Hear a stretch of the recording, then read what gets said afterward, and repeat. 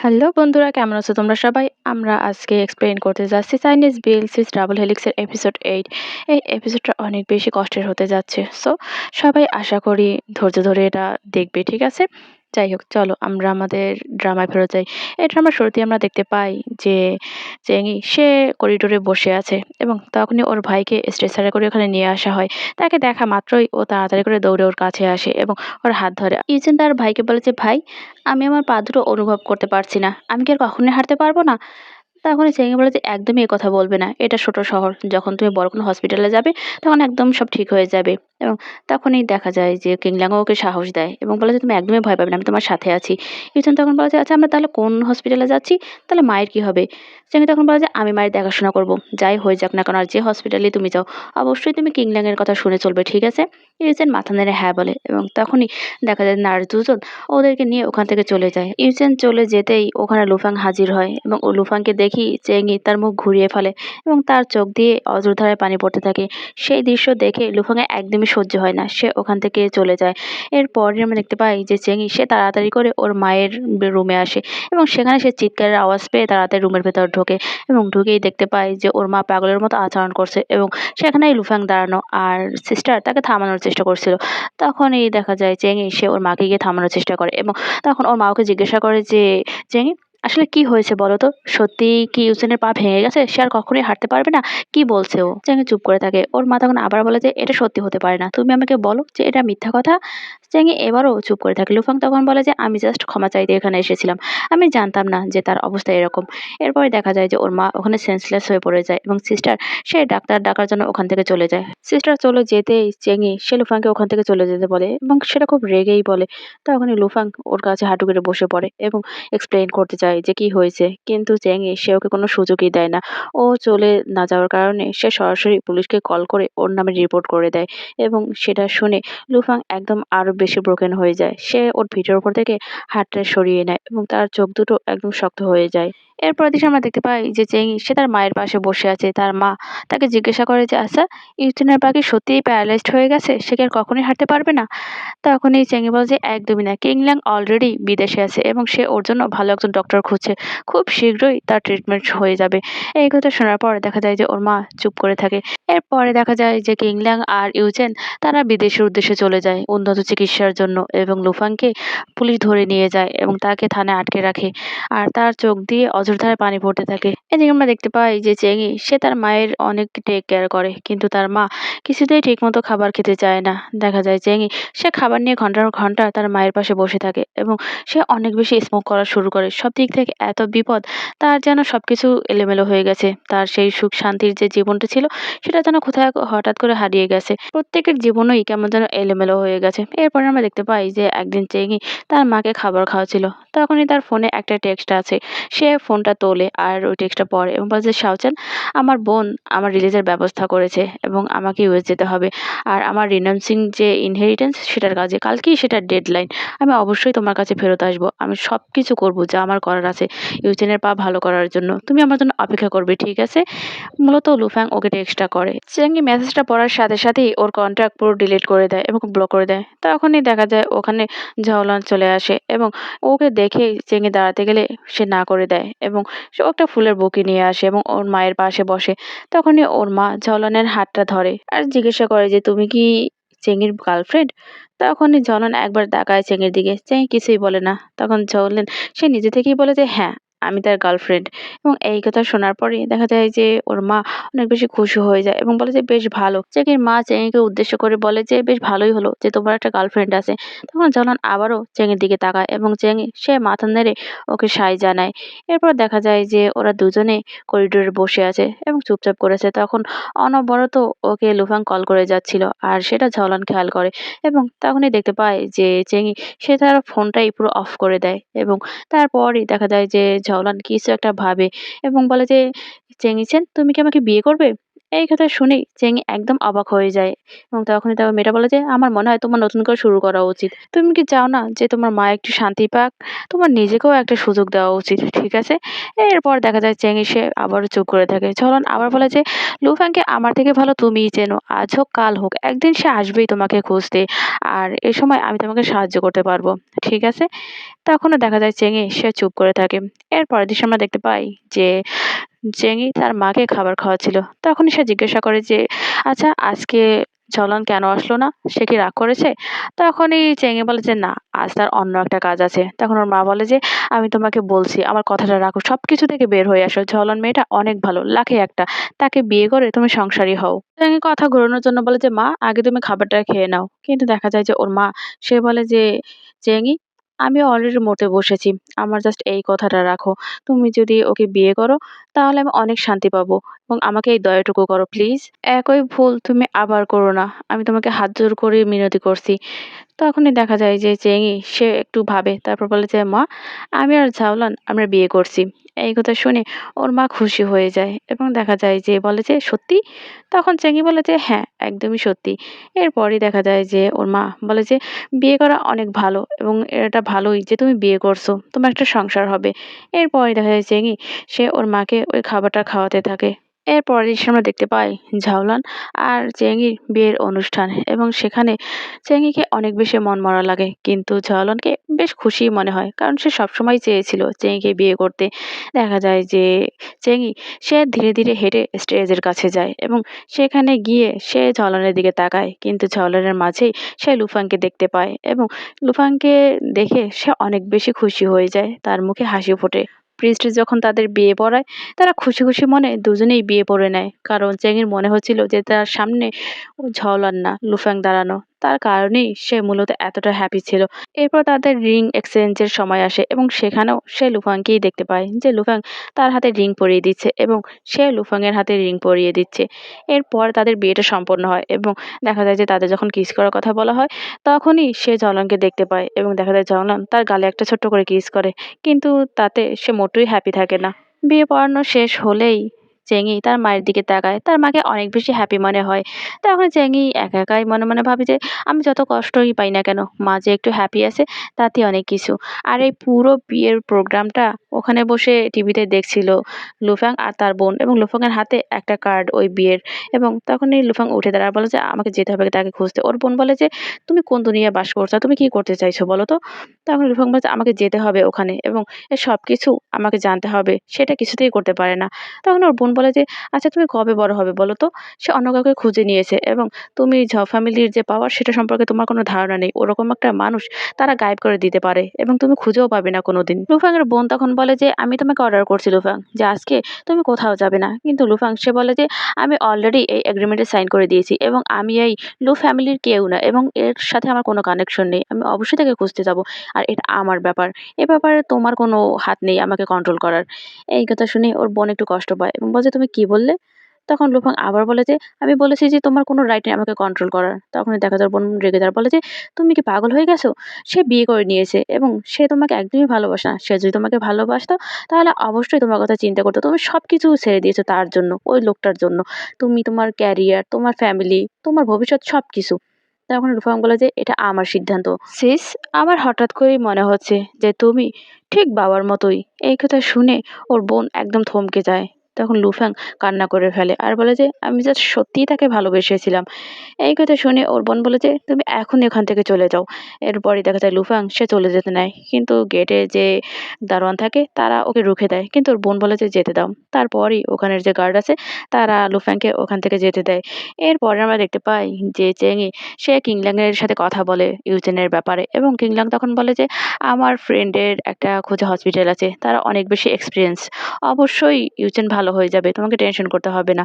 তখনই দেখা যায় যে চেংই সে বলে যে, "আচ্ছা ঠিক আছে, ইউচেনকে আমি তোমার হেফাজতে ছেড়ে দিলাম। আর মায়ের দেখাশোনা আমি করছি। জাস্ট এখন তাকে রিকভারির জন্য যে অ্যাটেনশন সেটা দিতে হবে।" এরপর সে ফোনটা কেটে দেয় এবং তার মায়ের কাছে যায়। বাহিরে প্রচণ্ড পরিমাণে ঝড় বৃষ্টি হচ্ছিল। সে তার মায়ের পাশে বসে আর চামচ দিয়ে একটু পানি খাইয়ে দেয় ওর মাকে। তারপর সেই গ্লাসটা পাশের বেডসাইডে যে টেবিল সেখানে রেখে দেয়। ওর মা তখন বলে যে, "আচ্ছা তুমি কি চেঙ্গি?" তখনই ও বলে যে, "হ্যাঁ।" ওর মা তখন আস্তে করে তার হাতটা ওর গালের দিকে বাড়িয়ে দেয় এবং আলতো করে ওকে ছোঁয় আর বলে যে, "তুমি এত শুকিয়ে গেছো কেন?" এবং সে আরো বলে যে, "আই এম সরি মাই সন।" এই কথা বলেই দেখা যায় তার হাতটা নিচে পড়ে যায় এবং সে দুনিয়ার মায়া ত্যাগ করে পরপারে চলে যায়। চেঙ্গি প্রচণ্ড পরিমাণে কান্না করতে থাকে ওর মাকে ডাকতে। এরপরে আমরা দেখতে পাই যে ইউজেনকে যখন এই খবরটা জানানো হয় ফোনে, ও ফোনটা রেখে নিচে নামতে চায়। কিন্তু ওর পায়ে সমস্যা থাকার কারণে ও বেড থেকে পড়ে যায়। নিজে এরকম হেল্পলেস অবস্থার জন্য অনেক বেশি তার কষ্ট লাগে এবং সে তার পায়ের উপর অনেক জোরে আঘাত করতে থাকে। তখনই কিংলাং ওখানে দৌড়ে আসে আর ওকে ধরে ফেলে এবং দেখা যায় যে নিজের বুকের সাথে সে ইউজেনকে জড়িয়ে ধরে এবং বলে যে, "তোমার মা অলরেডি মারা গেছে। তোমার এখন আর ফেরত যেয়ে কোনো লাভ নেই।" এরপরে আমরা দেখতে পাই যে চেঙ্গি সে তার বাসার সবকিছু গুছিয়ে ফেলে এবং সে তার লাগেজ দুটো নিয়ে সামনে এসে দাঁড়ায় ড্রয়িং রুমে এবং সেখানেই তার মা, বাবা, ভাইয়ের সাথে কাটানো মোমেন্টগুলো দেখতে পায় এবং সেখানে তাদের যে একটা হাসিখুশি একটা হ্যাপি ফ্যামিলি ছিল সে সেটাই কল্পনা করতে থাকে। চ্যাংই একাই মনে বলে যে, "এটা একটা সাদা-কালো একটা স্বপ্নের মতো। যেখানে আমার কেয়ারিং মা ছিল এবং আমার হার্ড ওয়ার্কিং বাবা। আর আমার দুষ্টু মিষ্টি একটা ভাই যে সর্বক্ষণ আমাকে অনেক বেশি আদরে রাখতো।" এরপরে হঠাৎ করে তার মনে হয় যে এসব কোনো কিছুই আর নেই এবং একাকী বলে যে, "এসব কখন এভাবে ভ্যানিশ হয়ে গেল?" তারপর সে আবারও বর্তমানে ফেরত আসে এবং তার মনটা অনেক বেশি খারাপ হয়ে যায়। সে তার লাগেজ দুটো হাতে নিয়ে দরজাটা খুলে ওখান থেকে বের হয়ে আসে। এরপরে আমরা দেখতে পাই যে ঝলং আর সে তারা গাড়িতে বসে তাদের সেই নতুন ঠিকানার উদ্দেশ্যে রওনা করে।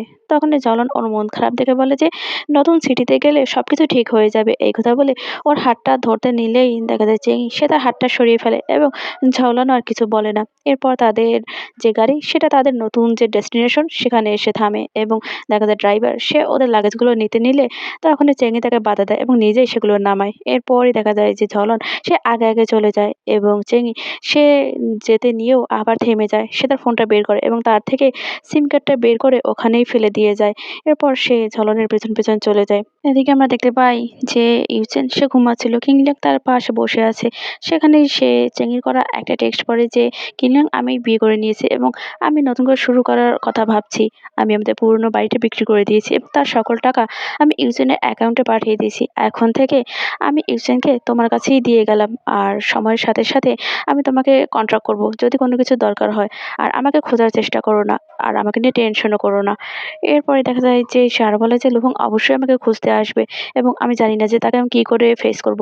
এদিকে আমরা দেখতে পাই যে লুফাং সে সত্যি ওকে খুঁজতে আসে। ওর বাড়িতে আসে এবং ওর নাম ধরে ডাকতে থাকে। কিন্তু দেখা যায় তখনই অন্য একটা মহিলা দরজা খুলে দেয় এবং বলে যে এখানে আর আগের যারা ছিল তারা থাকে না। তাদের কাছে বিক্রি করে দিয়ে গেছে।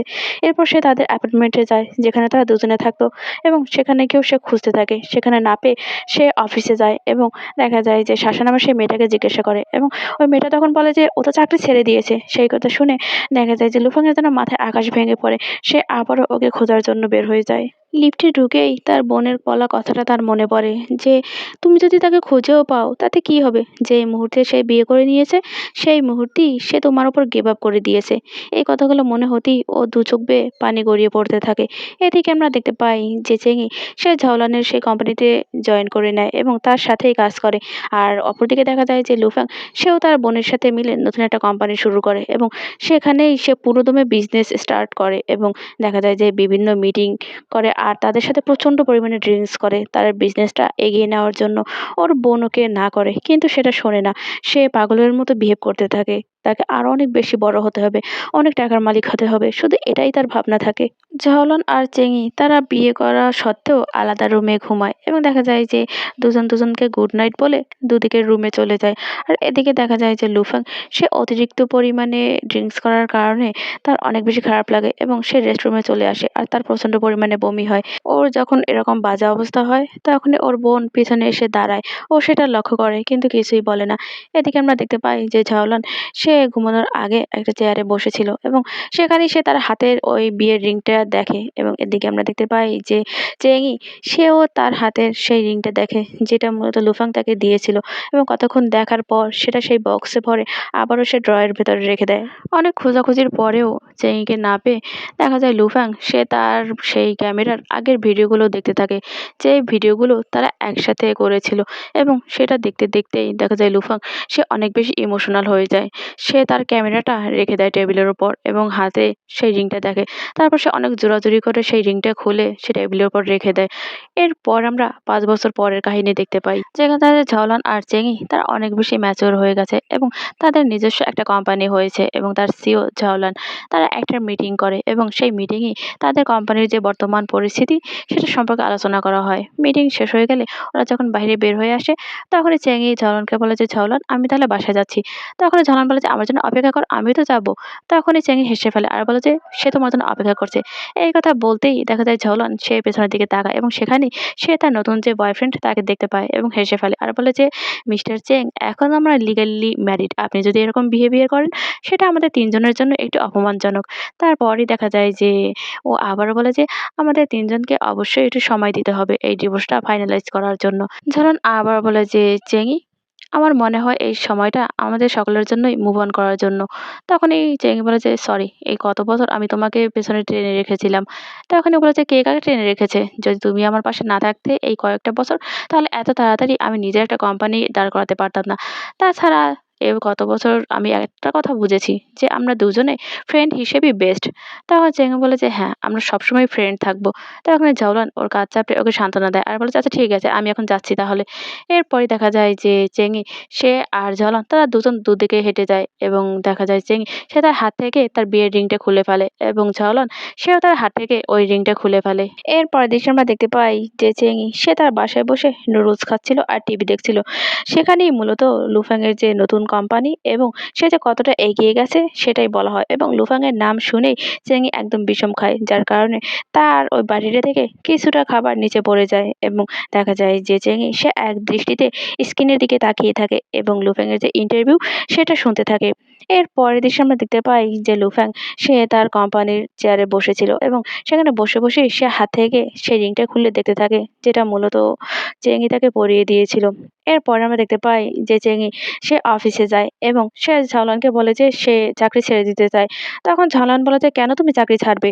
তুমি এত কষ্ট করে এটা এস্টাবলিশড করলে আর এখন ছেড়ে দিবে? আমাদের ডিভোর্স হয়েছে এই জন্য কি?" তখনই দেখা যায় যে চেঙ্গি সে বলে যে, "না, একদমই না।" তখন এই ঝাওলান আবার বলে যে, "তাহলে কেন তুমি চাকরি ছাড়তে চাও?" তখনই চেঙ্গি বলে যে, "আমি অন্য কোনো কিছু করতে চাই।" এই কথা শুনে ঝাওলান বলে যে, "আচ্ছা ঠিক আছে, আমি তোমার যে ডিসিশন সেটাকে অবশ্যই রেসপেক্ট করি। কিন্তু মনে রাখবে সবসময় তোমার এখানে একটা জায়গা থাকবে।" এই কথা শুনে দেখা যায় যে চেঙ্গি একটু হাসে। এরপরে আমরা দেখতে পাই যে চেঙ্গি সে আসলে লুফ্যাং এর সেই কোম্পানিতে চলে আসে এবং দেখা যায় যে সে যখন রিসেপশনের কাছে যায় তখনই রিসেপশনের সেই মেয়েটা ওকে জিজ্ঞাসা করে যে, "আপনি কার সাথে দেখা করতে চান?" তখনই ও বলে যে, "আমি লুফ্যাং এর সাথে দেখা করতে চাই।" তখন ওই মেয়েটা আবার বলে যে, "তা আপনার কি অ্যাপার্টমেন্ট নেওয়া আছে?" চেঙ্গি বলে যে, "নেই, আমি তার পুরনো একজন বন্ধু।" এই কথা শোনার পর দেখা যায় যে ওই মেয়েটা সে বলে যে, "আই এম সরি, আপনাকে অ্যাপয়েন্টমেন্ট ছাড়া কিছুতেই আমি ভেতরে যেতে দিতে পারি না।" তখন চেঙ্গি বলে যে, "কিন্তু আমি তো তার বন্ধু।" এরপর দেখা যায় যে মেয়েটার কোনো হেলদোল থাকে না, যার কারণে চেঙ্গি একটু সামনের দিকে এগিয়ে যায়। তখন ওই রিসেপশনের মেয়েটা একা একা বলে যে, "এটার বন্ধু।" এই পজিশনে আসার পর থেকে তার আর বন্ধু-বান্ধবের পরিচয় দেওয়ার মানুষের অভাবই হচ্ছে না দেখছি। এটা কি মনে করছে তার পাবলিক কোনো মার্কেট? সত্যি যদি তার বন্ধু হয়ে থাকে তাহলে নিজে নিজেই অ্যাপার্টমেন্ট কেন নিয়ে নিচ্ছে না? এদিকে আমরা দেখতে পাই যে চেঙ্গি তার মনটা অনেক বেশি খারাপ। সে গাড়ি চালাচ্ছিল অন্যমনস্কভাবে, যার কারণে সাইকেল চালিয়ে আসা একটা ছেলের সাথে ওর গাড়িটা ধাক্কা খায় এবং ওই ছেলেটা নিচে পড়ে যায়। তৎক্ষণাৎ চেঙ্গি গাড়ি থামিয়ে ওই ছেলেটার কাছে চলে আসে এবং বলে যে, "তুমি কি ঠিক আছো?"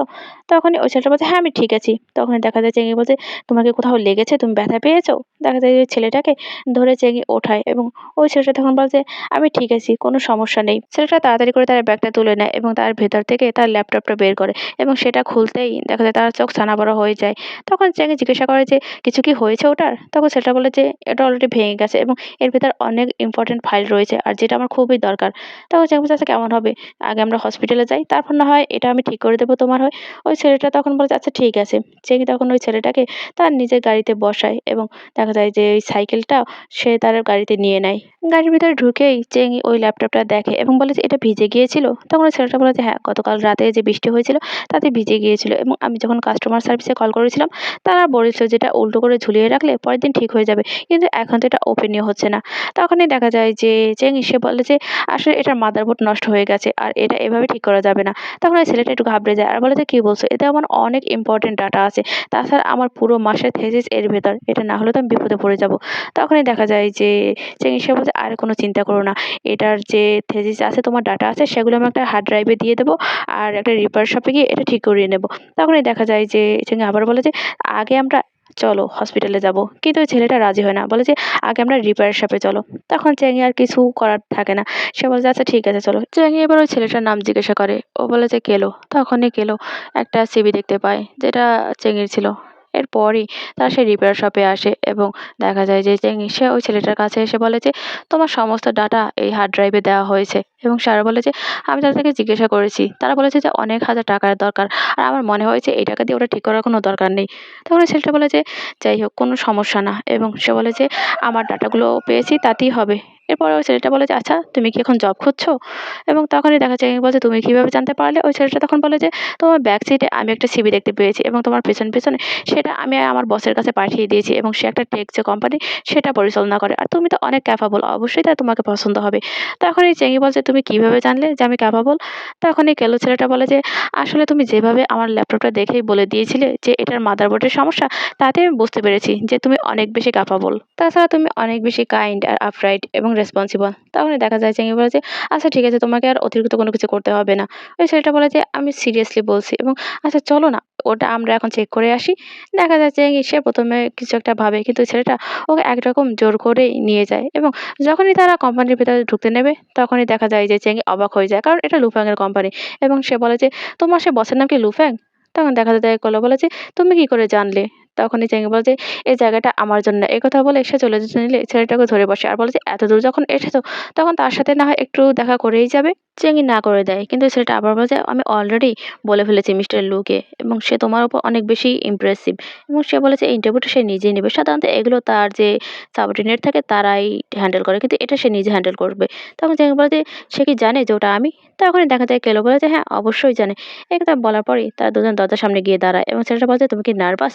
তখনই চেঙ্গি চলে যেতে নিলে ও আবারও ধরে ফেলে। ঠিক তখনই দরজাটা খুলে যায় এবং দেখা যায় লুফ্যাং সে চোখ তুলে সামনে তাকায় আর সামনে তাকিয়েই সে চেঙ্গিকে দেখতে পায় এবং একধানে তার দিকে তাকিয়ে থাকে। তখনই কেলো নামের সেই ছেলেটা সে তাড়াতাড়ি করে সেই সিভিটা ওর টেবিলের উপর রাখে আর বলে যে, "ঠিকঠাক মতো কথা বলো তোমরা, ঠিক আছে?" এই কথা বলে সে দরজা খুলে বের হয়ে যায় এবং লুফ্যাং সে একদৃষ্টিতে ওর দিকে তাকিয়ে থাকে।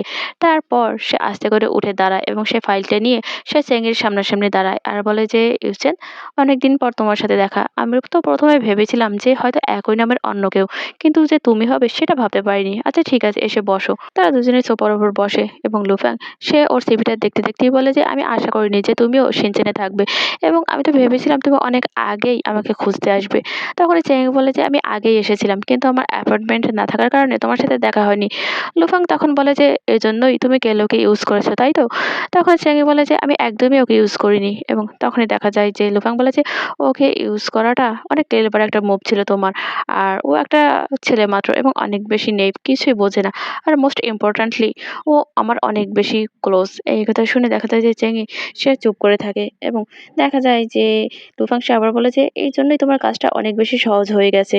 লুফ্যাং এবার বলে যে, "আচ্ছা বাদ দাও। কেলো আমাকে বলেছে যে তুমি নাকি আমার কোম্পানিতে জব করতে চাও। আসলে কি তুমি তোমার পুরনো জবে আছো?" চেঙ্গির অনেক বেশি নার্ভাস লাগে। সে কিছুই বলতে পারে না। তখনই লুফ্যাং সে আবারও ওর দিকে তাকায় এবং সে ফাইলটা রাখে আর বলে যে, "তোমার লেভেলের এমপ্লয়ির যে বেতন সেটা হলো গিয়ে" কিন্তু ওকে কথা থামিয়ে দেয় চেঙ্গি। বলে যে, "দরকার নেই।" লুফ্যাং তখন বলে যে, "কি? তুমি ভাবছো যে তোমার স্যালারি অনেক বেশি কম হবে?" এরপর সে আরো বলে যে, "আচ্ছা এরকমটা করলে কেমন হয় যে তুমি কত টাকায় এখানে কাজ করতে চাও সেটা আমাকে বলো। আমার রেঞ্জের যদি আশেপাশে থাকে তাহলে আমি অ্যাকসেপ্ট করে নেব। তোমাকে একদমই লজ্জা পেতে হবে না। এই কথা শোনার পরই দেখা যায় যে চেঙ্গি সে বলে যে তার কোনো দরকার নেই। আমি অলরেডি একটা জব পেয়ে গেছি। এই কথা শুনে লুফাং একটু থেমে যায়।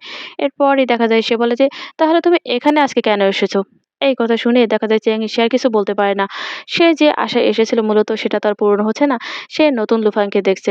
লুফাং এবার তার ঘড়ির দিকে তাকায় এবং বলে যে, "তোমার যদি আর কোনো কিছু বলার না থাকে তাহলে দয়া করে আমার সময় নষ্ট করো না। একটু পরেই ক্লায়েন্টের সাথে আমার মিটিং আছে।" তখন চেঙ্গি বলে যে, "আচ্ছা ঠিক আছে, আমি তাহলে চলে যাচ্ছি।" এই কথা বলেই সে দরজা খুলে বের হতে নেয়। তখনই ওখানে কেলো চলে আসে আর বলে যে, "আচ্ছা তোমাদের মিটিং কেমন হলো?" এবং তখনই চেঙ্গি বলে যে, "আসলে আমি এখানে কাজই করতে চাই না।" তখন ছেলেটা বলে যে, "কেন? স্যালারি কম এইজন্য?" তখন দেখা যায় যে ও কিছু বলার আগেই লুফাং ওই ছেলেটাকে ডাকে এবং দেখা যায় ছেলেটা সে দৌড়ে ভেতরে চলে যায় এবং তখনই দেখা যায় যে লুফাং সে ওই ছেলেটার কাছে আসে এবং চেঙ্গি সে ওই দরজার ফাঁকা দিয়ে তাকায় এবং ওদের দুজনার খুনসুটিগুলো দেখতে পায় এবং ওর হৃদয়টা ভেঙে চৌচির হয়ে যায়। আস্তে, আস্তে করে দরজাটা বন্ধ হয়ে যায় এবং তার আগেই লুফাং একবার ওর দিকে তাকায় আর ওর সেই মুখটা সে দেখতে পায়। আর এই চ্যাপ্টারটা এখানেই শেষ হয়ে যায়। ভিডিওটি ভালো লাগলে অবশ্যই লাইক, কমেন্ট আর সাবস্ক্রাইব করে পাশে থাকবেন। ধন্যবাদ সবাইকে।